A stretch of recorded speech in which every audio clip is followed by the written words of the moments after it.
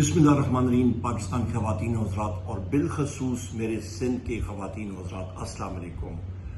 सबसे पहली चीज़ मैं आपको ये कहना चाहता हूँ कि ये अपोजिशन पार्टी की कोशिशें, सिंध दरिया बचाओ तहरीक, GDA और मेरे भाई हलीमा अब्दुल शेख साहब और हमारी पाकिस्तान तहरीक इंसाफ की टीम और वकला हज़रात, आपने जो जद्दोजहद ग्राउंड पे की है, आपको खराज तहसीन पेश करता हूँ।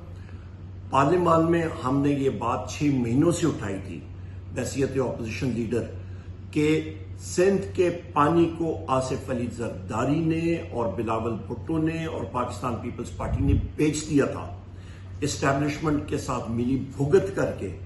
मैं आपको तारीख बताता हूं, 7 फरवरी 2024 को इलेक्शन से ठीक 12 घंटे 15 घंटे पहले एक बॉडी है काबीना की, उसकी मीटिंग हुई और वहां पे ये इजाजत दी गई कि आपके पानी को चोरी करके चोलिस्तान में दिया जाएगा। हमने उसके दस्तावेजात कौम के सामने रखे। फिर 8 जुलाई 2024 को आसिफ अली जरदारी ने ग्रीन इनिशिएटिव के नाम से एक मीटिंग की सदारत सदर हाउस में की और वहां पे उसने इस चीज की इजाजत दी। ये तो हम सारों की फतह है कि हम सारे सीसा पिलाई दीवार की तरह खड़े रहे और इस चीज को उजागर किया।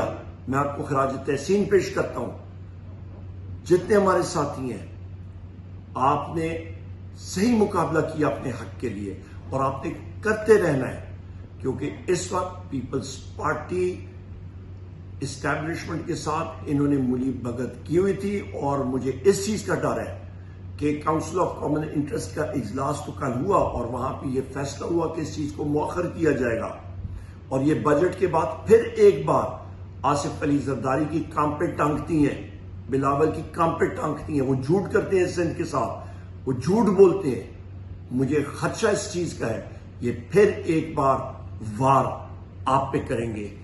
आपके